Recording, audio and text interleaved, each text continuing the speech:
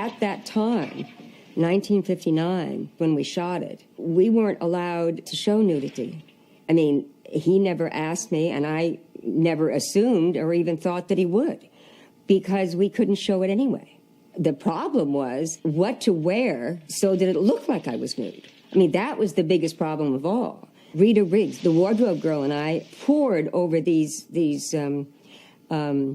strip teaser magazines that showed all the different costumes, but none of them worked because they all had whirligigs on them or something.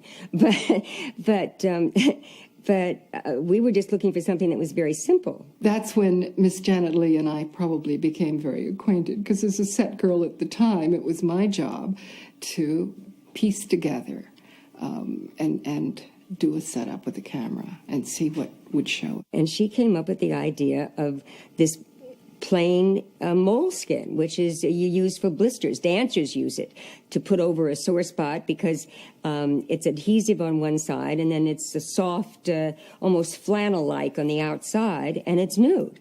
You know, the nude color. And you cut and you glue, and suddenly, you know, I was very adept with scissors and paste. You put that over parts of your body, then, you know, everything's copacetic.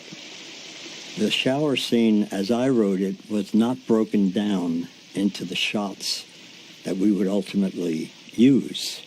There was no storyboard on it when I wrote it. I just described the fact that she gets into the shower and then someone comes in with a knife and kills her.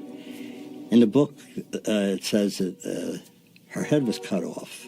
And I wrote enough in my description of the murder scene to make sure that no one thought we were going to cut Janet Leigh's head off. And I don't think that Hitchcock ever really imagined that. But Hitch had very strong ideas about that scene. So at that point, Saul Bass came in and did a storyboard on it.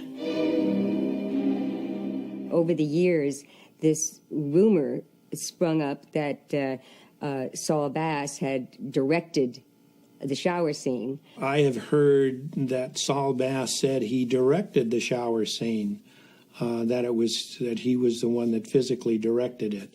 I want to put that to rest right now. I was on the set every second of every foot of film that was shot on Psycho, and Mr. Bass never directed a scene in that motion picture. Mr. Hitchcock directed every scene in that picture. Mr. Bass got full credit for what he did, and what he did was brilliant. I mean, his storyboard, his drawings of how he thought the showers should, you know, the angle. What Mr. Hitchcock, they conferred, and he said, show me what it's going to look like from this angle, and from this, and from that, because what I want to do is make a montage. Show me what it's going to look like so I can get in my mind the flash cuts. And he drew them very beautifully and graphically. Also, his titles were wonderful. But to say that he directed it, I tell you that no one directed that scene except Mr. Hitchcock. The famous shower sequence of Psycho was shot on a set that was no more than 12 feet by 12 feet. It was a very small, confined set. The shower sequence took up 1/3 of my shooting time, actually. I think I worked 3 weeks on the movie, and the shower sequence took 7 days, 7 shooting days. So that was a good hunk of my work. For the assistant director, who was kind of in charge of the schedule and the time and the hours, et cetera, the number of shots we had to do in there, and they weren't difficult for Mr. Hitchcock to direct and to take time. Once we rolled the cameras, it was a matter of seconds of getting the shot. It was up to Jack Russell, the cinematographer, to light each setup and to move the camera around from shooting straight down to straight up to cross angles to into the water. It was tedious for him and the time that it took to light. And then, of course, we had to have the warm water because we kept running out of that. We had tanks and had to heat them and keep them heated. There were many things we had to do that were behind the scenes. The actual shooting was easy. The water coming out of the shower head was a special rig.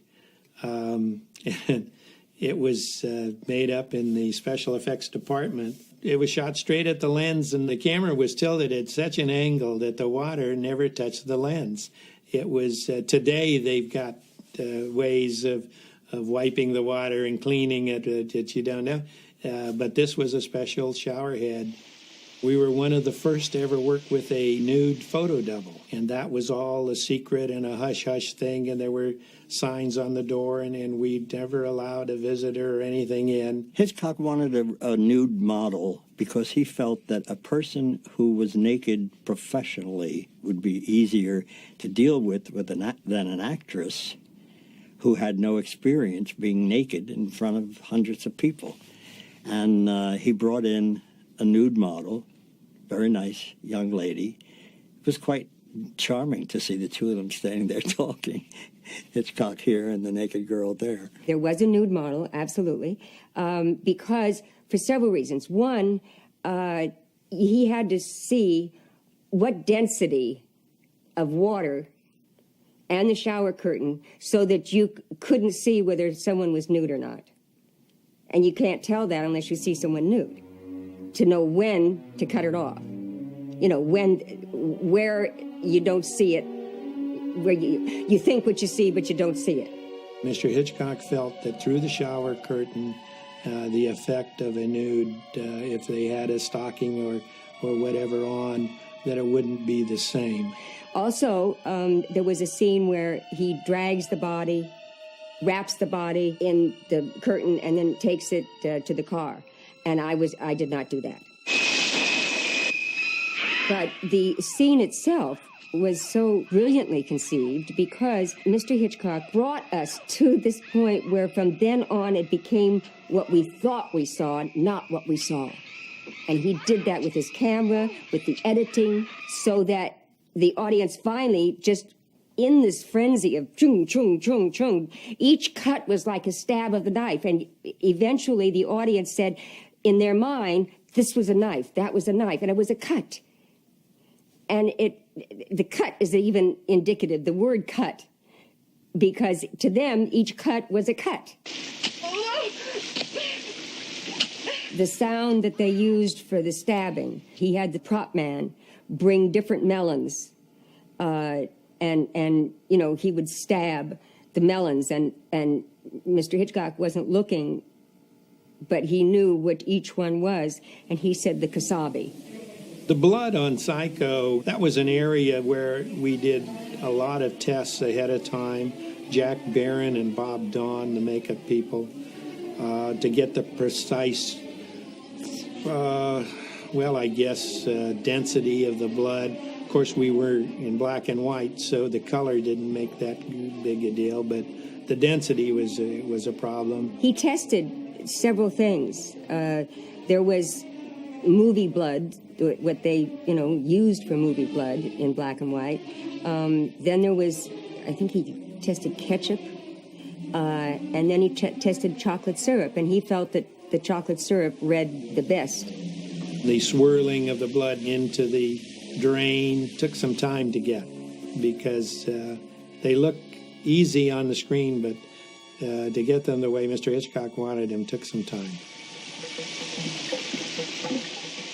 I must tell you, there is a shot in the shower scene that was never used that is one of the most heartbreaking shots I've ever seen, where the camera pulls all the way up and we look down on the girl lying across the tub, and her bottom is bare, and there was objections to using that, and perhaps Hitch felt that it wasn't really necessary. Anyway, there was something very tragic about seeing this beautiful figure with the life gone from it. Probably the most difficult shot for me, and I think technically the most difficult, was the last shot where with the eye, and then when they pull back into this long shot, because at that time they didn't have automatic focus.